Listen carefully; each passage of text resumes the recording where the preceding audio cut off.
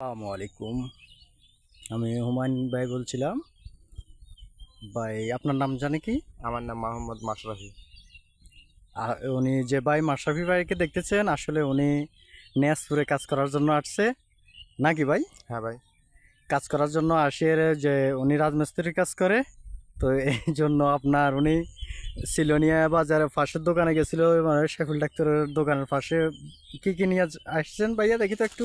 শুধু চানাচুরের মুড়ি। চানাচুর আর মুড়ি দেখছেন। আসলে এই খাবারগুলো খেয়ে কিন্তু সারা সন্ধ্যা পর্যন্ত কাজ করবে, কিন্তু দুর্ভাগ্যের বিষয় আমরা যারা রাজমিস্ত্রি কাজ করি, অনেক বাড়িতে কিন্তু কাজ করি, কিন্তু মালিকেরা বলে না কল চিবিয়ে পানি খাও, কিন্তু ইচ্ছা করলে তারা দুইটা রুটি কিছু চা কিছু এদেরকে দুর্ফে দিতে পারতো, কিন্তু সো আপনার না দিয়ে কি করছে, রাজমিস্ত্রির কাজ অনেক বাড়ি কাজ তারা, কিন্তু এই বুট মুড়ি ছানাচুর খেয়ে আসলে কাজ করতে হয়।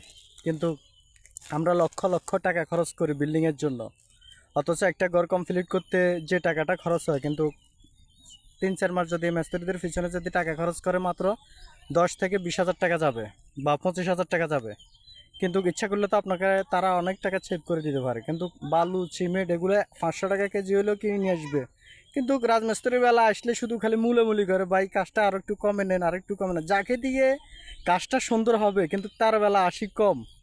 কিন্তু দেখেন, যদি ভালো স্যালারির আমরা ভালো কাজ করতে পারতাম, তাহলে আমরা এখন দুপুরবেলা ভাত রান্না করে খাইতে পারতাম, কিন্তু এখন নাস্তা খেয়ে বুট আর মুড়ি খেয়ে আমরা কি করব, কাজ করতে হবে।